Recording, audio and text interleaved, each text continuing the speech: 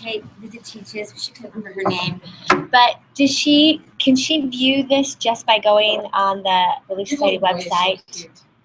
View this? Like our lesson? No, we have to. She could view it after the fact. So not in real time. Not in real time. Okay. In real time, we have to have her email address to send it to. Okay. She probably doesn't matter. It probably doesn't matter to her. So okay. Hi, and you won't stop today. Please try my. I don't want to stop. It's like a good thing to have. That may be social, but it's so cute. It's pretty good. It was pretty cute. It was pretty cute. Yeah, what are you doing? Hey, Christy.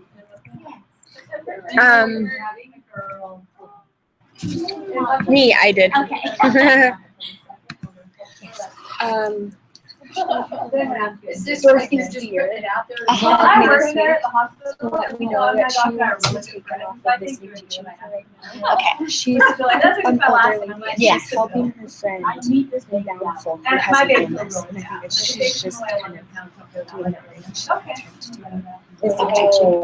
She's her companion, however, they've been like companions for like 2 years now. And she's not very, I haven't seen her at church. She didn't come very I Dorothy did talk to her about it and said, "Oh, do you want to help us someone else?" And she was like, "No, I don't want to." I don't know what to do about that, like, because I think they do whatever teaching. I don't think they report it. They don't report.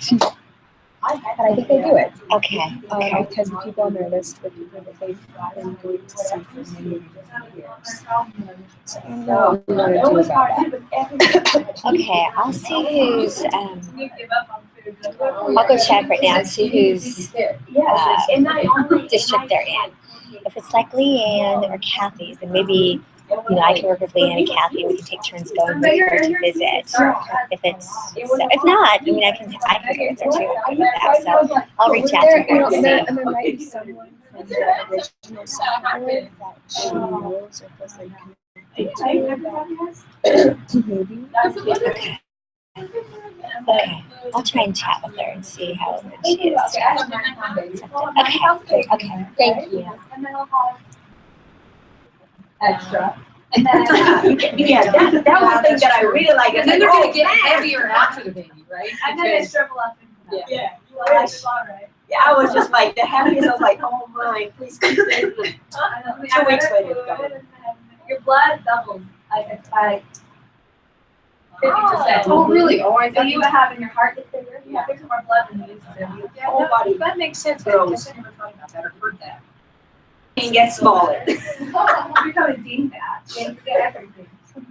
Yeah, I think their brain, when you get pregnant, your brain freaks out. Everything else is bigger. Yeah, and your brain like, hey, let's make space for the heart. Yeah, good. You get more love to do it. Yeah, much knowledge. You already have all the emails back On your email, yeah. Very good. Well done. Sorry, I'm listening and. I didn't. I don't understand how she does it. I know. I tried these at the store and I was like, oh, these are expensive. I don't want to buy them. But then I had 3 women walk past me while I had them on and they're like, those are your shoes. You need to wear those shoes. And I feel like if 3 women It's not, it's the 3 is the number. You get 3. Yes. So if they're working that by any chance.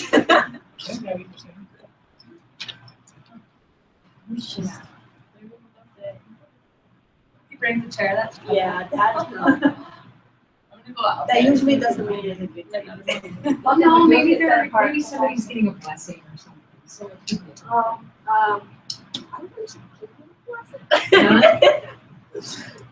who says the shoes? I never asked her.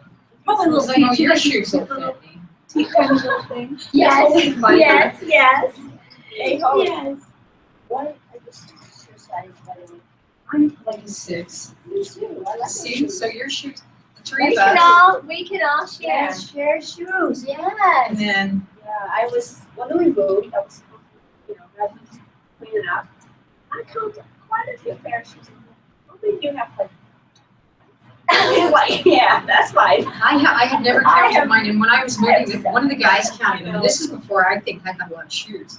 It's like, I don't have that many shoes. It's not you do. It's like, Yeah. okay, There are a lot more than that. UTS shirt. I'm big about shoes. But you know, it's like you find that you can get some, you know, whether you buy them new or you buy them used, you can get a really good. Have you guys seen And that? I've got a girlfriend that will give me her shoes. You'd be grateful for girlfriends that Yes, give you their yes. shoes. Yeah, I know. it's awesome. I have a friend that she has like shoe gas or whatever that's very Online. yes. She has the cute shoes. So every time they have sales, it's like, hey, it's $14 a pair and you get a free one, stuff like that. She messaged like, hey, there's no one you want. And I was like, dude, you can't do that.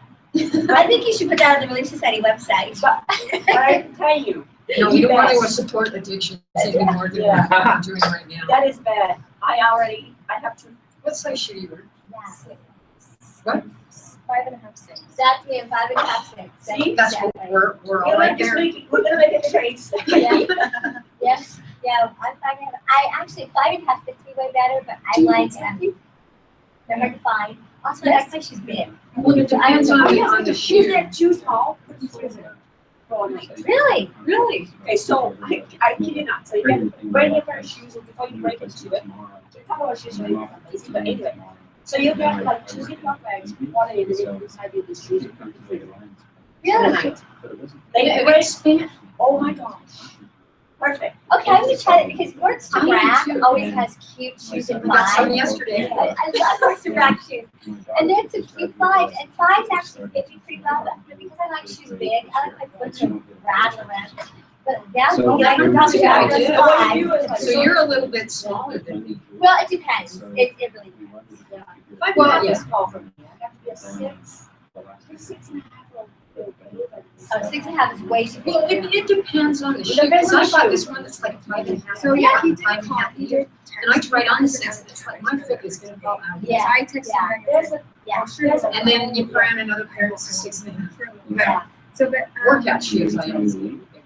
Well, you know, Yeah. so I found this very cheap shoes and clothes. It's Raleigh for Yeah. And I Yeah. found the I like black, it. you know, like black hair, beautiful, 5.5 fit, perfect. I got it, right? Yeah. So I like it so much that I went home and I got another call.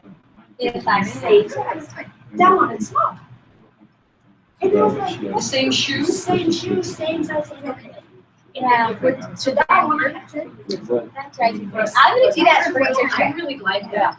Because that's why I like my one girlfriend shoe. She's just, you know, just a little bit, she's got like wider feet than mine. Yeah. So it's like perfect when I get them. Yes. Very open. I like your stuff around like Guess. I'm always a 6. I can't go 5.5 and Guess. Yes, I'm a 6, but if you Yeah. want sometimes, yeah. Yeah. But the thing is, so you put it in the freezer and then next month you take it out, it's letter, you use all the Okay. water. yeah, that's no problem. So I will just. Okay, Okay, I'm definitely gonna do that. Talk about this piece, but I wanna know what we do with this. No, it's fine. I have an email from church, so. I was just gonna say. Oh, Lord. So,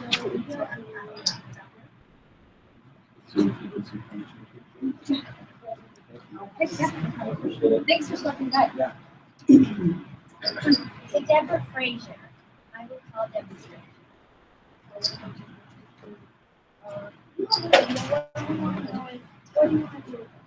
We did this last week, it was fun.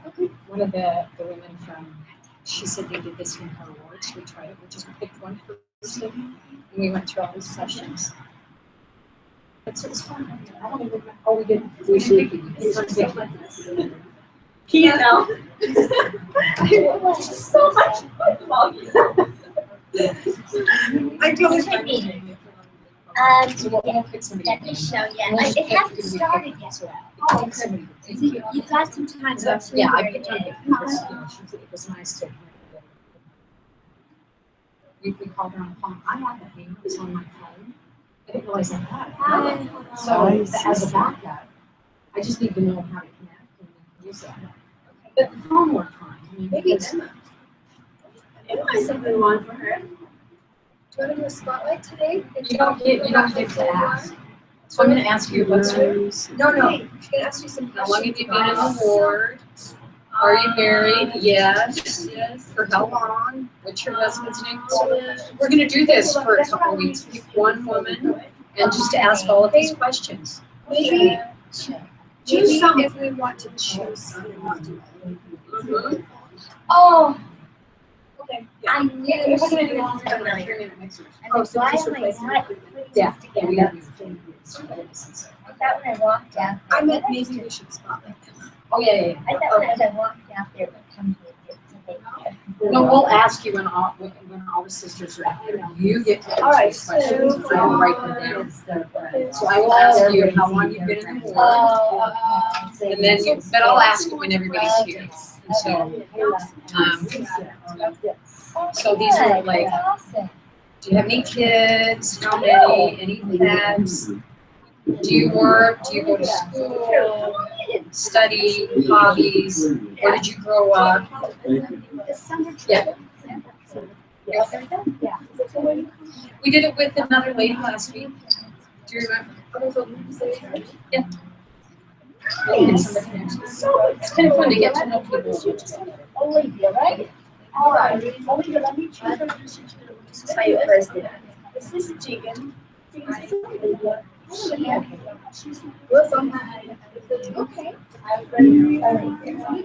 Olivia, what's your last name? No. Where do you see them? I'll be thoughtful. Do you know where you feel comfortable? Yeah. Happy to have you here. Them.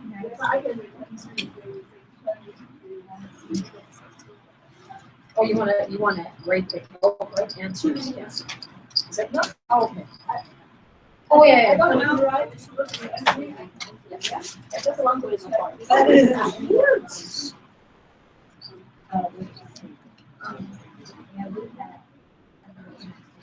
This is your mother at home. The IKEA clock. Oh, no, those, but these are like the plates and those. Oh. One, two, item two, one. Yeah. I didn't have that much of it. Dorsey, because since you guys are already, I can.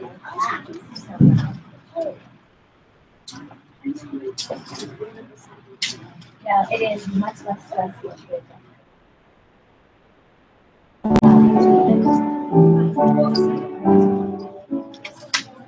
Yeah. Amy, Amy's here. Can you take this to Am's way? No. This is way. Like I've actually named what is your name? Andy, she has a hair on. I don't think you're How are you? Good. How are you? Good.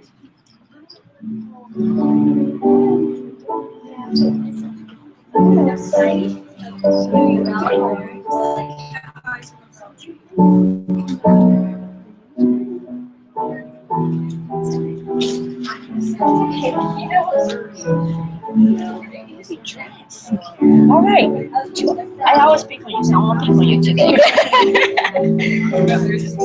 Would you like to say an opening prayer? Tell me your name again. I'm sorry, I'm horrible at names, so forgive me. What's your name? R-E-Y-N-A. R-E-Y-N-A. N-A. Raina. Raina. Is it how I say? Yes. All right. Raina. Raina. Thank you.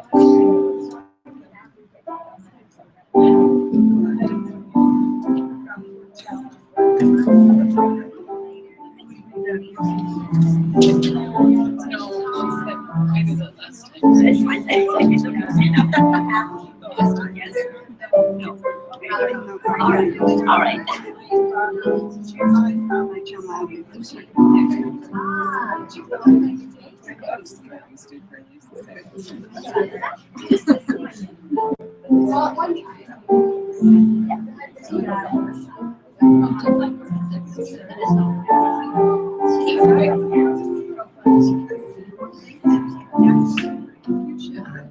I love this house.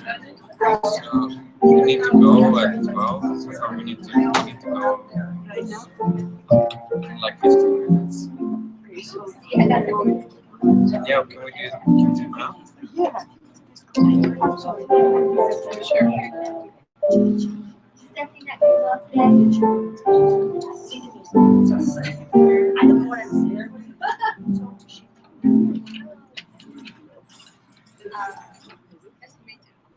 Yes, my husband called. Everything's service.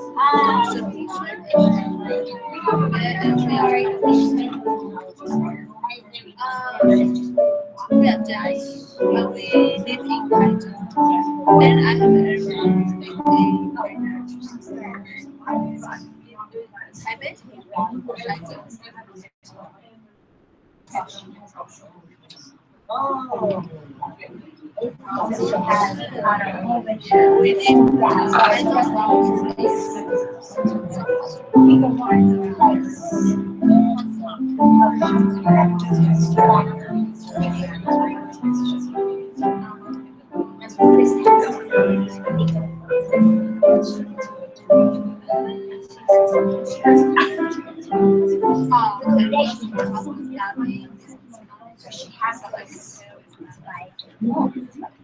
Welcome to Sister Relief Society. It's very nice to have all you here.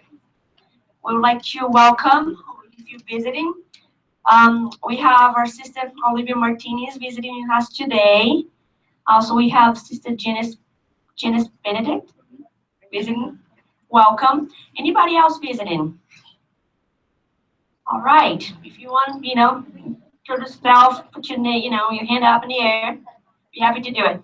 All right, so we're gonna open our meeting with the hymn 304, "Teach Me to Walk in the Light," and I'm gonna have Sister Ruth and conducted Elaine. Ruth. All right, one of the two.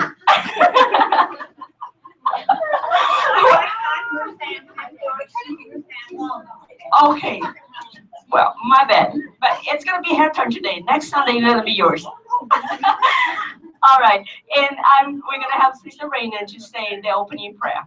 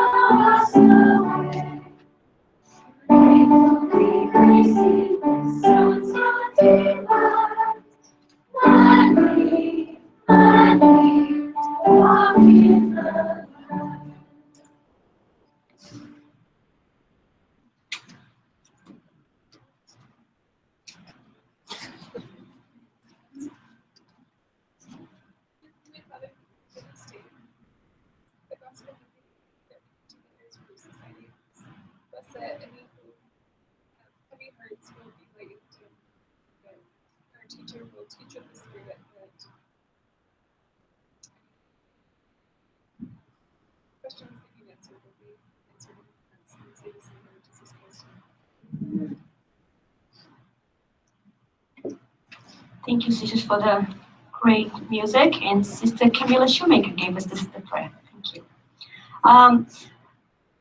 We have a few announcements. Who is not receiving our emails? When we usually send a group email to all the sisters in Relief Society. Are you guys all receiving it? No? If you're not, and if you would like to, please let me know at the end of the meeting so we can include your name on it, okay? We usually do when we have announcements or something, someone needs some help during the week. So we usually send this email out to all the sisters in the ward. So we all know what's going on and, you know, get included. So if you do want to be included, let me know. One thing that we sent out this week was we have some families in our ward, they need some help to go, you know, to the welfare square. And it's if you guys don't know what that is, it's like they go to get some food, some help there. And one thing that I really, you know, stuck up to me was like, Keegan sent this email this week. It's like, all of us have been at a point in our life that we need some help. You know, so we have those people right now needing some help. If you can, if there is a moment, you know, that you could do that, we have a list that you can put your name. It's for rides usually. It's just to take them there. They get the, you know, whatever they need and bring them back. You know, that's pretty much what we need. So if you do have the time, if you can, please let us know. We have this list that we're gonna pass, and you can put your name, available, and your phone number. That way, when we have this list, we can, you know, if we have someone needing that time that you're available, we might give you a call to say if you are available, okay? It's not that you have to do it. It's just in case we need you, we're gonna call you to see if you are available. Does that sound good? Let's, you know, it's gonna be, yes, Camila. Sorry, so it's just to drive someone there.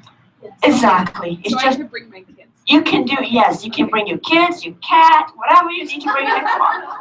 Whatever you have. As long as we have those people there, I think it's a great service that we do. And we are a church of service, right? That's what we do. And the list is going to be here. We will pass for you guys in a minute. Oh, yeah. Sorry. Almost forgot. Sorry. All right. Also, it's only for the expecting mothers.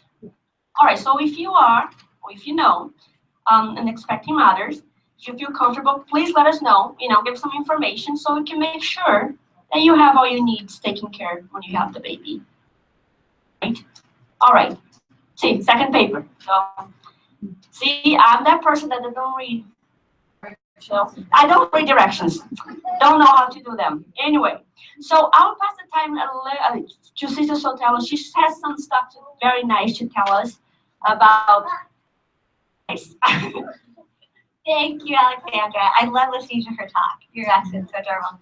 So it's the Busy Teaching NAG up here again, but hopefully I have some fun things to say. If you look over there last month, who remembers what month last month was? July. I never know what month I'm in. What was last month? If you look over there, our Busy Teaching goal for July was 10%. You want to take a guess what we hit, what we actually hit? Mary. I have a question. Yes. I called the, Yes. Jackie Brown, Sandy Evans, Robin Lynn, and, Holly. If you hear, hello, everybody. So there's Holly. Raise your hand. I like to know who you are. Hello. Okay, I'd like to know who I'm calling. Okay. I called every one of them. That's awesome, Sister Ellen. And I will anybody who wants to be introduced. I kind of have been doing. I was doing that a lot the other night at the ward picnic, introducing teachers with sisters that they visit teach, because it's a little nerve-wracking, isn't it? So what I want to tell you is we hit these 20% for July.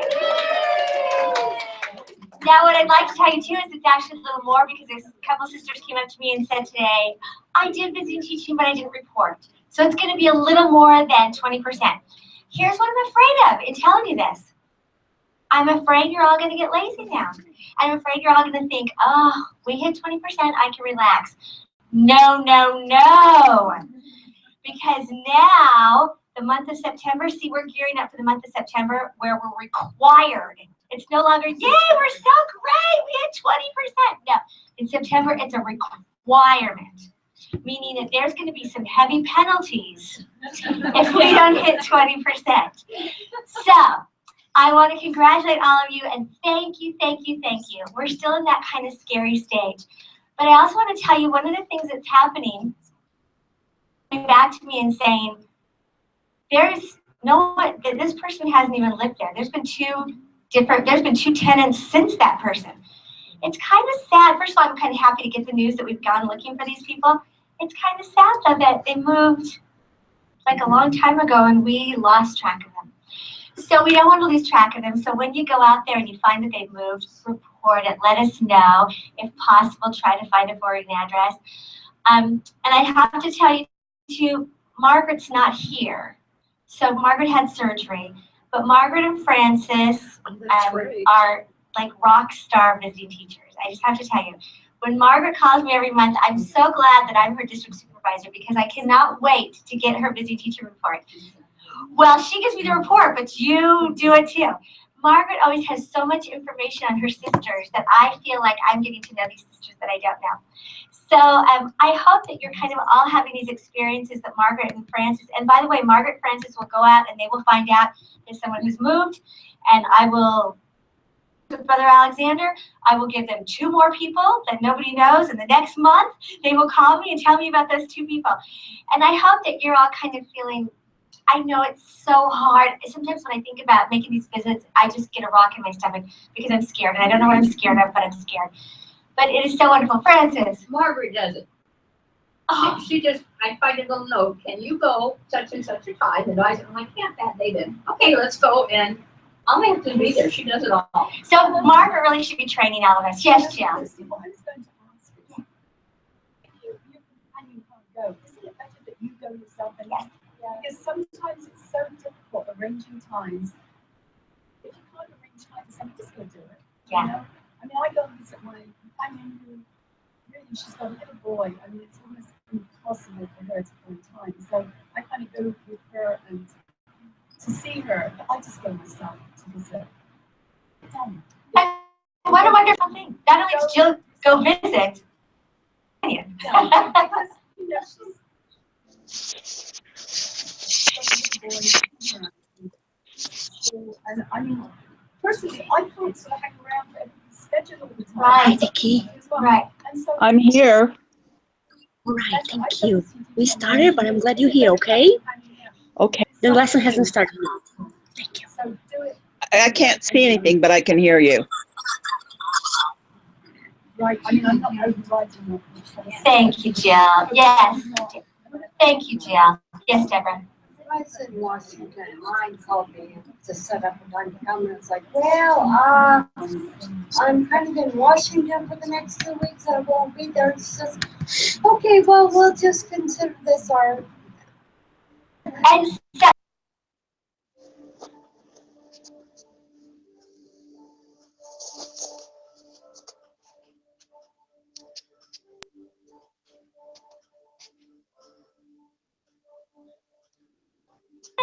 so now September, October, November is still, that's our goals, 20%. But if we can double July, we can double September. So let's try that. Thank you, sisters. And the book's coming around. Thank you, Sister Dawn. I think we need a golden medal, don't we? At least a bronze. No, come on. All right, so for you guys who heard something coming from the computer, every Sunday we have some sisters that can't come to our meeting, and we try to get them online so they can be, here on the meeting with us as well. So we have Sister DeJong on the meeting with us. Welcome, Vicky. Thank you. All right, everybody can say hi to her if you want. All right, so Hi. we're going to do today another spotlight. What that is we're just gonna ask some questions to our sisters so we get to know them better before our lesson. So we're going to get to know a little bit more of Emma today. All right, Holly and Emma's gonna introduce this spotlight today. So we did this for the first time last week, and we did Vicky, who was on the computer. So this week we're going to do Emma, and we're going to kind of incorporate this as one of the things that we do. So this was kind of fun to get to know Vicky a little bit more. And well, excuse. maybe we can stand up here together. Do you want to do that? Okay. Okay. So I'm going to ask Emma the questions, and she's going to answer them. You have to stand with me.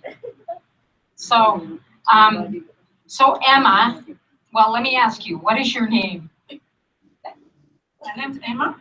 Wait, how do you pronounce her last name? Okay, Zhang. Yeah, Zhang. And what say your first name in English? Chinese name? Chinese name. Okay, Yiding. Yiding. How long have you been in the ward? Okay, about 4 months. Are you married? And if you are married, for how long? And what is your husband's name? I got married about 2 years, and my husband's name is Nick. Do you have any children? Now it's not, but in the future, maybe. Do you have any pets? Sorry, Do you work or go to school? I go to school. In West Valley, West Jordan, Middlebrook Station, nearby the Middlebrook Station. What are your hobbies? I like play basketball, and I love cooking. Yeah. So where did you grow up? Do you have any siblings? I grew up in Taiwan. That is close to China, but it's Taiwan. And I have 2 brothers. I'm the youngest sister. Yeah. So I'll just go through a couple of them. Favorite color and favorite food. My favorite color is pink or red. And my favorite food is, I very like cheese in America. So movie and TV program. Name is very hard to talk. The favorite movie maybe is do you know? I like American movies like okay, Whatever your favorite movie is. but it's very hard to translate. Just say it in your native language. Really? Yeah. Sure. We don't need to translate. I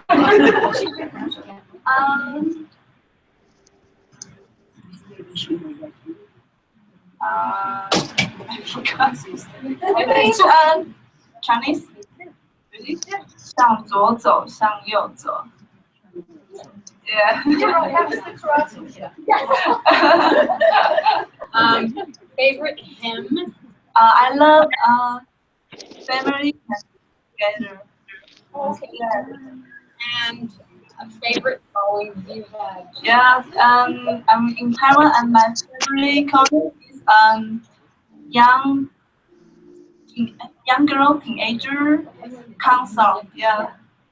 Okay, and the last thing, is there anything else that you want to share with us? Okay. I hope because I threw a ball party on Friday, so I hope everyone like it, and maybe next time I can share with everyone. I think she has something about her. She's never been in snow. Ah, So I was trying to we will. Oh, we need to remember that when our snow comes. Snow's fun. This is what I taught the people that had never been in snow, some people from China and from Singapore when we were in New Hampshire. We made snow angels. How to make snow angels because they had never been in the snow. So you'll have to make a snow angel. I'll show you out on the lawn. Thank you, Emma, for sharing. All right. Thank you, Emma. Thank you, Holly. Before I forget, thank you for all who came to the Ward Barbecue picnic on Friday. It was very nice to see most of you there, and we had a good time. There was lots of food, and it was fun. And now I'm going to pass the time to Sister Emily Long for our...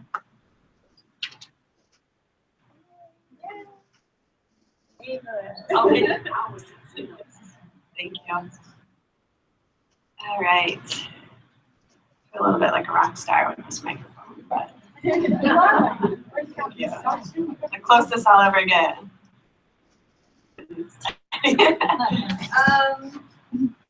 All right. First of all, thank you for that prayer and for the spirit with us. I try to focus very clearly on the fact that this is learning from each other. Without the spirit, we're not doing much. So hopefully the spirit's here today and we can all have a good discussion and learn some good things that we can take away with us. The lesson from the book, chapter 16. It's Teachings of Howard W. Hunter. Reflecting actually before this of how cool it is that we have these books from our prophets that have lived relatively recently. So we know so much about their life, so much about their experiences, tidbits from their journals or scriptures that they've written or things that they've written, or just people who knew them or knew of them and are able to share insights into their lives and how neat it is and how I'd love to have a Nephi book and a Moses book and all of that, but it's great to have these. So the chapter is chapter 16, and it's marriage and eternal partnership. And I especially love that these are kind of based, the curriculum is around the prophets because it makes it really personal when you get to hear their stories. And they always interweave their stories and little things about them. Did anyone happen to read the first part of this lesson about Howard Hunter and President Hunter and his wife? No? All right, I will do a brief summary. Hopefully I can do it justice. But so Howard Hunter, he met his wife Claire when he was just 20 years old. And it talks a little bit about how they met, how they got to know each other. And I think it was about 3 years from the time they met to the time they got married. And it gives a little detail on how he went through that process and was very thorough in thinking about it and choosing a companion.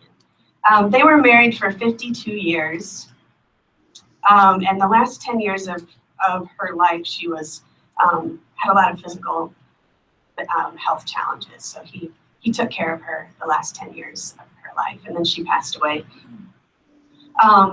And 7 years later, he remarried another woman who he was with throughout the rest of his life.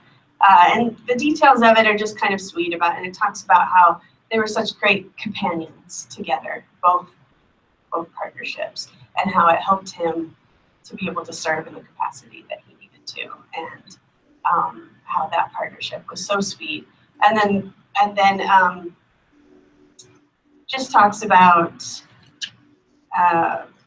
them being together and sharing so many happy memories and experiences. So if you haven't read the lesson, and you'd like to, please do. There are about 20 different lessons, I think, in this one lesson. So it's really hard to choose even what to focus on. But just that kind of intro is sweet and I think sets the spirit for the lesson. I'm gonna walk around the front. It's a little strange to be back here, but so just to kind of start out, somebody pull up Matthew 19:5, chapter 19, verse 5.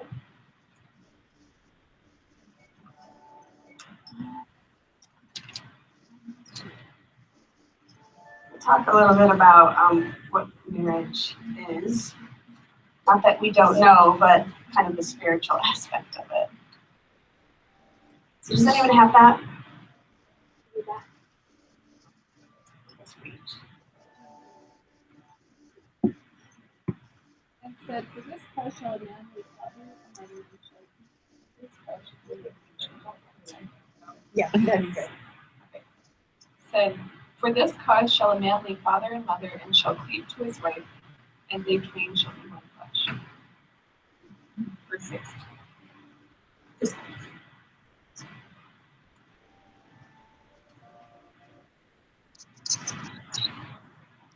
So in the church, we talk a lot about marriage. Why?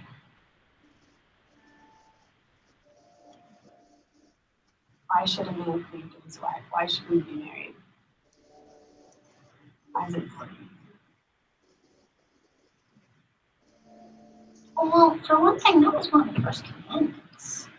Was, and he put Adam on earth, and then it wasn't good for man to be alone, so he created woman. They were supposed to be together. And, you know, part of the reason that, from what I understood anyway, part of the reason that Adam ate the fruit was because Eve had already eaten it, and they would be separated if he didn't. And so he did it because she did it. And it needed to happen for man to be able to be on earth. But you can't be a family without, you can't procreate and create a family unless you have someone else. Thank you.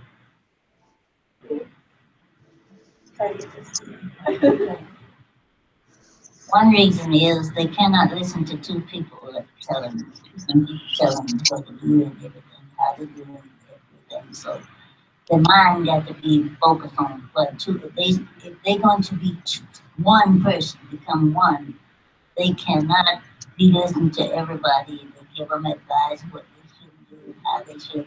Because some men never leave home. Their bodies leave home, but they stay there with their mother. They should become as one person. So when you unity, you have to think.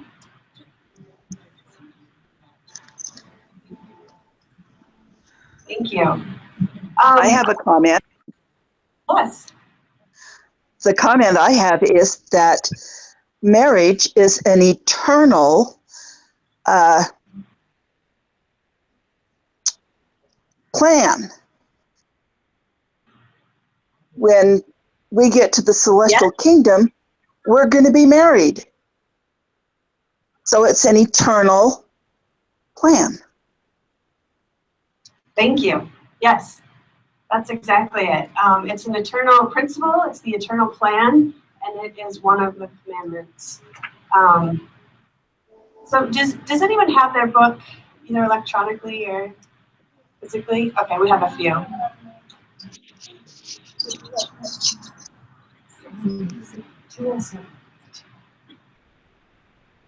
On page 209, I think it's 209.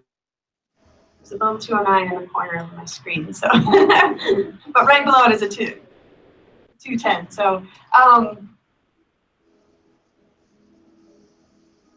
so under the heading, marriage between a man and woman is ordained of God is intended to be eternal. It's number 1. 4 paragraphs down, it starts as marriage is often referred to. Someone read that? Marriage is often referred to as a partnership with God. This is not just a figure of speech. If this partnership remains strong and active, the man and the woman will love each other as they love God, and there will come into their home a sweetness and affection that will bring eternal success. And just a couple paragraphs below, it talks about it being a commandment. It says, just as baptism is a commandment of the Lord, so is temple marriage. As baptism is essential to admittance to the church, so temple marriage is essential to our exaltation of the presence of God. It is part of our destiny. We cannot fulfill our ultimate aims without it. Do not be satisfied with anything less. So just kind of wanted to hit on, first and foremost, it's a commandment and it's an eternal principle. And I think that, you know, probably just looking around the room, a lot of us are in very varying degrees of age, age for one, but just situations too, whether you're not married, previously married, married and happy, married and unhappy, whatever the situation may be. Just because you're married doesn't mean you fulfilled this and you can move on. Just because you're not married doesn't mean you just get married and you can move on. And that's why I really like this lesson, because it's not, it touches on the covenant of marriage, it touches on the purpose of marriage, but the focus is really on what is our heart, what's our focus in finding that eternal relationship. And either what's our preparation to get there, and then once we do have a companion, how do we treat that companion so that we're creating an eternal marriage and that we can sustain that throughout eternity. And that's kind of what I want to skip to next, is at the end part of the lesson, under number 4, it talks about being a partnership. Regardless of your situation, regardless of marriage or not marriage at this point, or divorce, or wanting to be married or not wanting to be married, whatever it may be, that the idea of that partnership and how you treat each other and what really the end goal is what we really want to strive for. And I think that's what helps bring the principle to being a testimony of the principle, really. So that touches on 6 different things to strengthen. Oh, sorry, it's number 5, not number 4. To strengthen marriage. And the first one is charity and patience with imperfections. What do you guys think that means?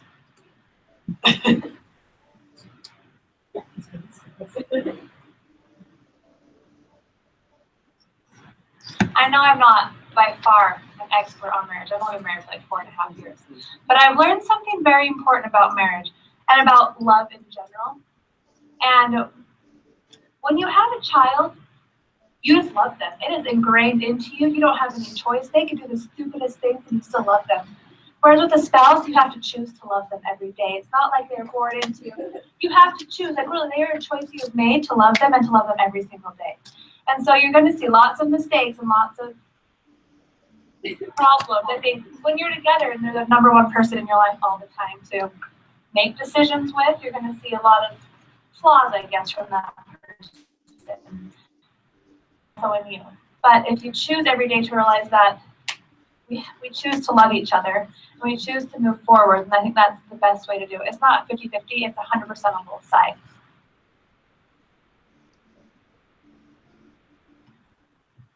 Yeah, there's this little somewhat cheesy BBC show that I like to watch. And one of the quotes the other day was that friendship and relationships are some of the sweetest relationships because they're chosen.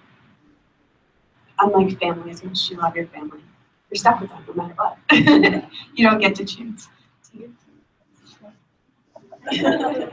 I remember when I first got married, my great-grandma gave me some advice, and at the time, I thought the advice was kind of weird because when you first get married, you're really into your spouse. You really, really love them, and you just think they're never going to do anything wrong. And her advice was, there's going to come a time in your relationship when you're going to need to get down on your knees and ask your Heavenly Father to help you fall in love with Him again. And I thought, no.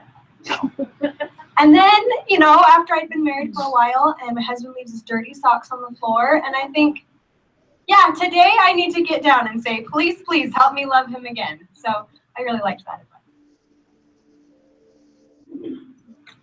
The first quote in here says, perhaps any of us could get along with perfect people, but our task is to get along with imperfect people. We understand in marriage that we are not dealing with perfect people. We are seeking perfection, and we are traveling the course in which we hope to find perfection. But we must have understanding, give our best, and make life beautiful. Yeah. Let me just say this way. So I knew a young couple who got married, and they thought it was going to be wonderful, and they had a very difficult first couple of years adjusting to each other. And as I listened to their complaints, complaints were almost hilarious because she was complaining about all the things that all men do. Okay, just go places and forget to tell her where he's going, and then of course he couldn't stand the way she was always wanted to know where he was going, and then he would go away when they were having an argument, and she's like, he leaves when I'm trying to tell him something, and it's just it was just almost hilarious because I'm like, so I had to tell him, I'm like, you know what, you have to adjust to, you know, what it's like to live with a man, and you have to adjust to what it's like to live with a woman. These are the ways that all women are. All women have these characteristics. All men have these characteristics. Like, it totally will not help to get a divorce and find another spouse, because believe me, you know, the next woman that you meet is going to be the same way. You know, she's going to. So when I read this quote about imperfections, I was just laughing. I'm like, yeah, because, you know, if you were to get rid of your spouse's imperfections, you probably find that the next person you marry has an equally irritating set of imperfections. Yeah, there's it also talks about marriage as a learned behavior. Our conscious effort, not instinct, determines the success. The motivating force stems from kindness, true affection, and consideration for each other's happiness and welfare. It's often said that being happily and successfully married is generally not so much a matter of marrying the right person as it is being the right person.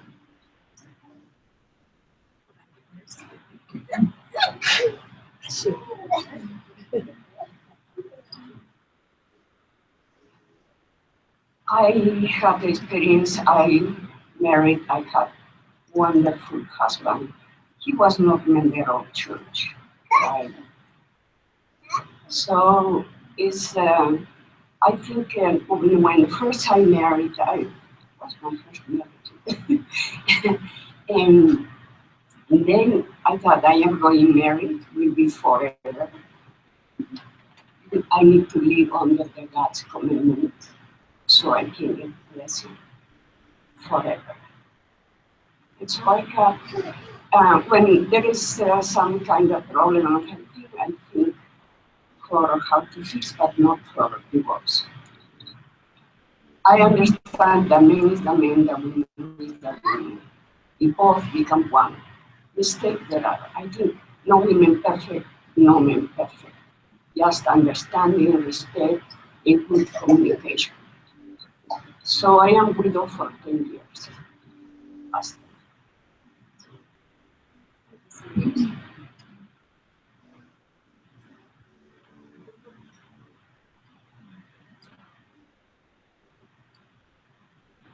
One thing we need to remember when we get married is that we are still two individuals living together, striving for the same things, but not exactly.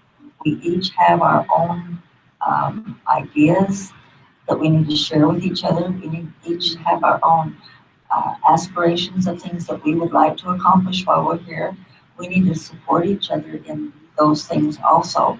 So it's not just a matter of the dirty socks on the floor, because every guy does it. And it's all the other things too. But always remember that you are two individuals coming together. And if you have a friendship, when my oldest son got married, his bishop said, always remember the first thing is friendship. Through friendship, you get respect. And then you get love. And you still have the friendship, you can build back on the love. If you lose the love and the friendship, you have to start over and get that, okay? But you don't quit just because of some silly thing or some little thing that irritates the heck out of you. Talk about it and see if you can come to something. I knew someone too who every time her husband went fishing, which she didn't like, she went and bought a plant. When I saw her house, she had a whole room of plants. That's every single time. Plants were something important to her. He didn't especially care for it, but every time he went fishing, she got a plant. That's a compromise.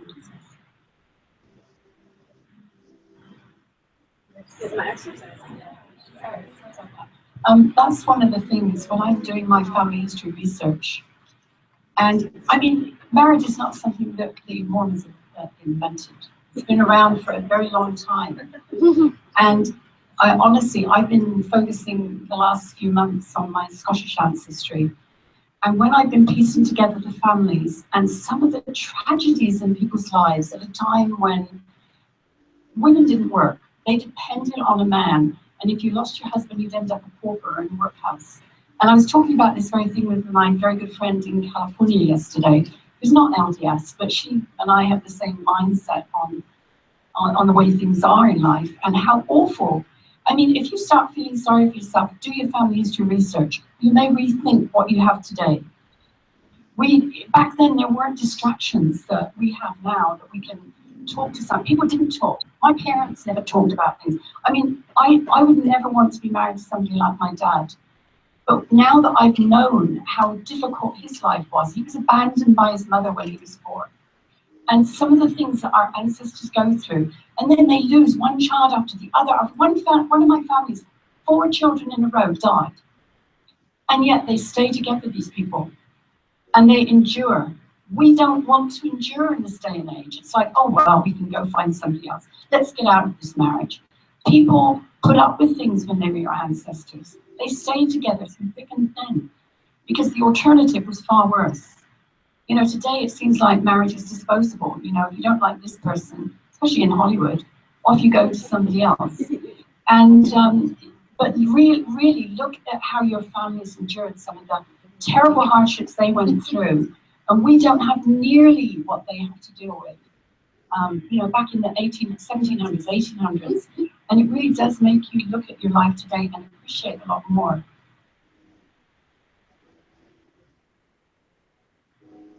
I'm just thinking about my parents when parents are divorced and how my mom hates these lessons.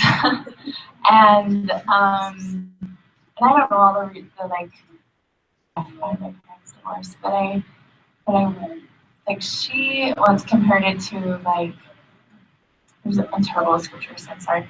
There's one about like the body needs the hand, like the body needs the eye, and stuff like that. But she says if that body part is diseased and it's gonna kill you, even doctors say you need to remove that limb. And through the atonement, Heavenly Father is gonna help you be okay. Like He will be your hands, He will be your eyes, He will make up the difference. And so I don't know, I'm new here, so I don't know what everyone's backgrounds are, but I just want to say, like, if for some reason divorce was right for you, I know that the atonement makes a difference. So, I wanted to say that. Thank you, very appreciated. And like and I'll put another plug in for the lesson. If you haven't, read the lesson, and it talks a lot about a lot of different situations, and again, what focus should be regardless of the situation. So if one, I told you there's 20 lessons in here. I have time for half of one. It outlines these 6 things, and then we'll touch a little bit because we only have a few minutes. But the first one is charity and patience with imperfections. No one's perfect. Then he talks about oneness of heart, one in thought and mind and goals, fidelity in thought, word, and deed, and being dedicated to each other and not thinking of other things or things that would hurt your marriage or your connection. Tenderness, attentive listening, and selflessness.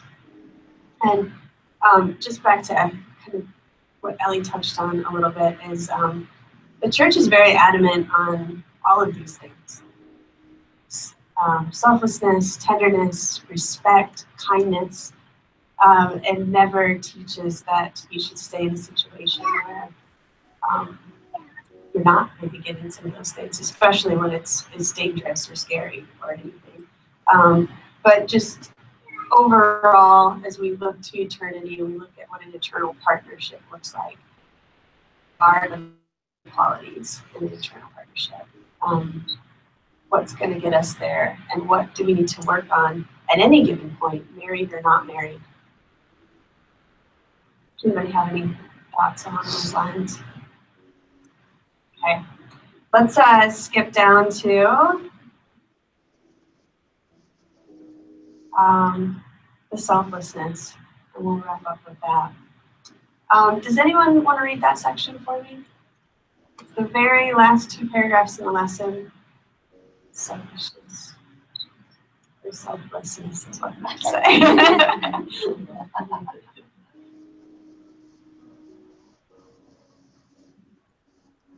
Friendships cannot endure if they are based on the sands of selfishness.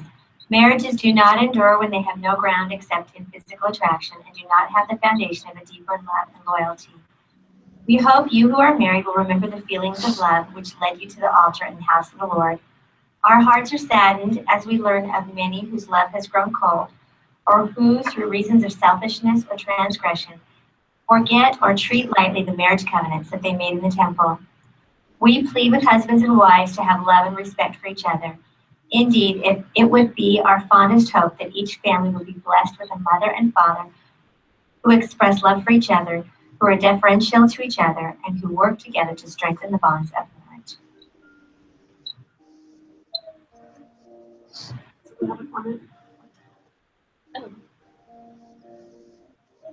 I wish I could remember what author I read this in. It was one of the old classics, like Wadsworth or something.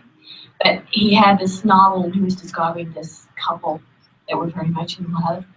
And he said, you could not tell who honored and who obeyed had for one another.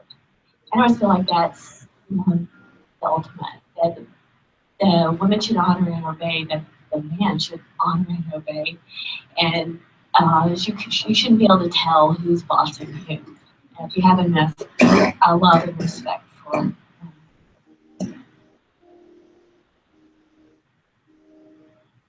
Thank you everyone for your thoughts and stories and personal experiences. It helps, I think, enrich the lesson quite a bit and helps us learn from each other. I'll just end with my testimony that this has been a fun lesson to study. The idea of partnerships and striving to be selfless and give 100% to your eternal partner, and create a partnership that's unlike any other. It's unlike a friendship, mother-daughter, mother-son, whatever it may be. It's something you're choosing. It's you're choosing to be selfless. You're choosing to be tender. You're choosing to love that person forever through thick and thin and imperfections. And I know that this is an eternal principle for a reason. It's a commandment for a reason. And it's really at the center and foundation of our entire eternal plan. And whether, an eternal marriage happens here on earth or on the other side, it will be part of our eternal progression and our eternal salvation. We can't have it without it. So just ask you to ponder in your hearts things that you can do to strengthen eternal partnerships, either prepare for it or strengthen the ones that you have now. And I say these things in the name of Jesus Christ. Amen.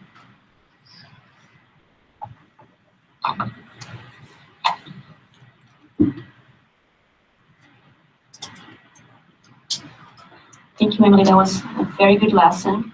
I have a testimony that, like Ellie said, many times we're going to find ourselves in situations that we question some commandments, but I think the biggest thing that the church teaches and we learn is that our Savior died for us. No matter what happens, He'll take care of us, right? All right, so we are very grateful to have you guys here with us today. Thank you for coming. We hope as a person today, you guys have a great week. Remember the lesson. Remember to be kind. Remember, our Savior every day. We're going to finish with hymn 301, I Am a Child of God. And we're going to have a closing prayer by Sister Mary Alice Sparks.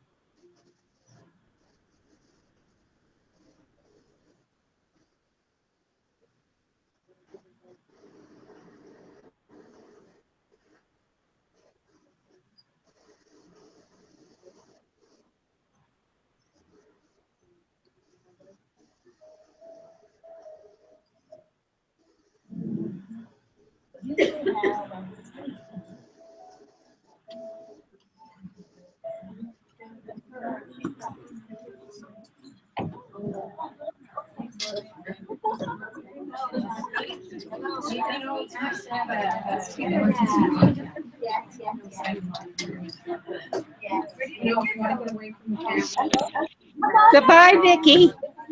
Goodbye. I'll see you in a little while. Okay, Ruth. Okay.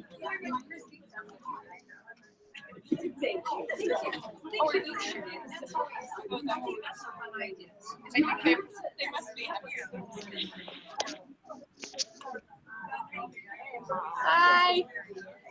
Hi. Have a good day. I am. Okay, good. We'll see you next week, okay? Okay. Bye-bye.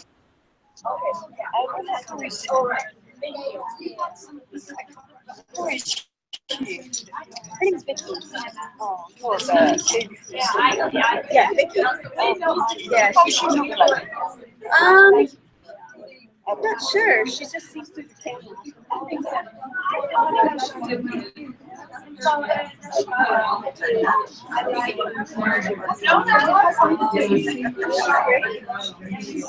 Oh, like, have you watched like the Jurassic Park? Those? Jurassic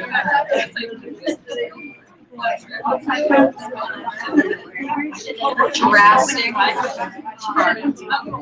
I haven't seen the most recent one. I will. I haven't yet. I just have not seen it. I saw the very first. I've seen all of them. I just this last one. Okay.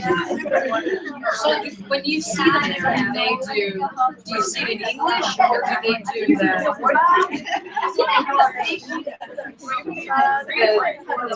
subtitles?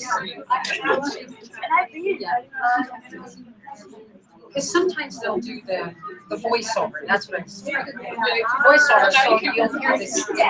Someone will speak the native language of whatever country, and then some movies they do and some they don't, because I've seen some that have been made, you know, in other countries and they just do the English subtitles. They don't do the English voiceovers. Yeah. Yeah,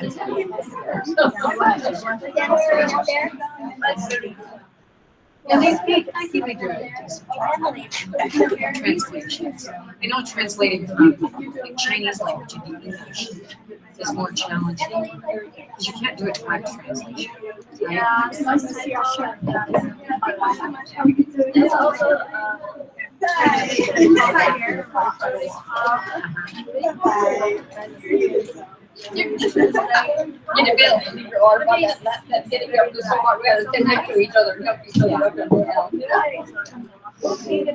No, I understand. I worked with people. So I don't know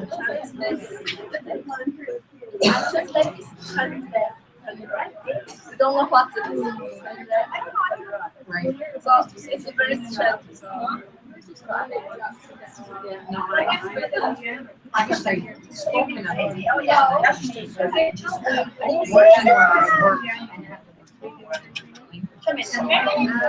people that would help me, but I could at least take a few of the words and flip them and ask like that. General. You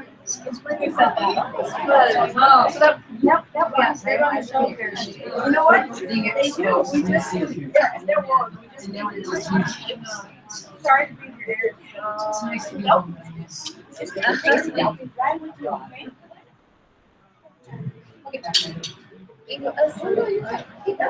I'm Holly. Holly. So thank you.